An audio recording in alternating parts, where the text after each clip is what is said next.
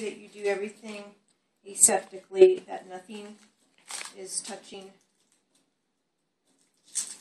the surface of anything else at any time.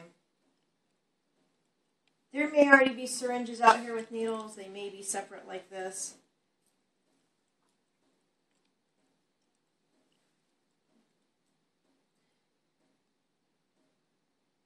So they're going to be watching that whatever amount that we ask you to draw up, that you draw it up correctly, that you get any air bubbles out that might be in there. And remember to always draw back a little bit more than you want, and then squirt some back into the bottle to make sure you have the correct amount with no air bubbles. Okay, they're going to be watching that you then change the needle. Make sure this goes into the sharp container.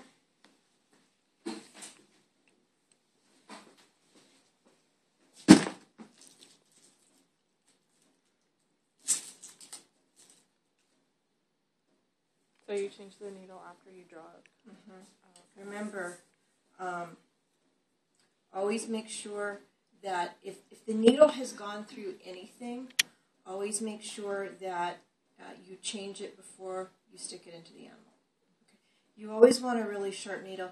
And I know it seems sort of silly and you think, well, how dull can it be going through these tops once? Especially with some of the smaller gauge needles, it actually will dull them enough that it just slows it down enough that the animal will feel it a little bit more. Okay? So that should always be done. I know you may work in hospitals where some of this isn't always done, but I'm teaching you how to do it the correct way. I'm teaching you that if you ever come across any of these questions on a board exam, this is what they're going to expect.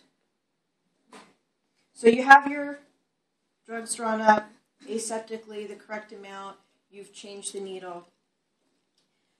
So whatever instructor you're with, that's going to be your restrainer.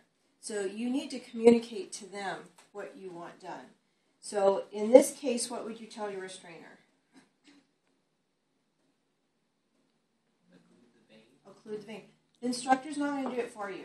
Okay, so if you don't do it, they're going to let you keep doing your thing and they're going to fail you on that particular part. Because each task is broken down into points. Some points are worth more than others depending on if you miss a point, but really you could have done the task anyway, that probably is not going to be worth as many points. But if you totally missed a step that you would not have been able to complete that task, that's going to be worth more. Okay, so something like occluding the vein, it would be really hard to give an IV injection without that vein being occluded. So that's a pretty important step. Okay, so you need to communicate. Don't be shy or don't be quiet. Say, please occlude the vein. Okay, all right, so they're occluding the vein. Then what they're going to watch for is that you're doing some sort of swab on the skin. I mean, you don't have to soak the little models here, but at least, go through the motions that you're swabbing wherever you're going to give the injection. Okay? And remember, these are going to have blood in them. So you've asked them to occlude the vein. You're going to go ahead, you're going to give the injection. Well, what do you do first? You try to find the vein, right? So how are you going to put the syringe or the needle in? Bevel up. Okay, so you're going to go bevel up, and you should be able to feel that tubing in there. You're going to draw back until you see that little bit of blood in there, the flash, and then you're going to inject. Okay? But before you inject, what do you need to tell your restrainer? Let go of the pressure. Yes. So you're going to go in bevel side up. You're going to pull back until you see that flash, and then you're going to. You need to communicate to them in some way to release the pressure, and then you inject. Okay. Then you need to tell them to apply pressure over that spot, or you need to apply pressure. Okay.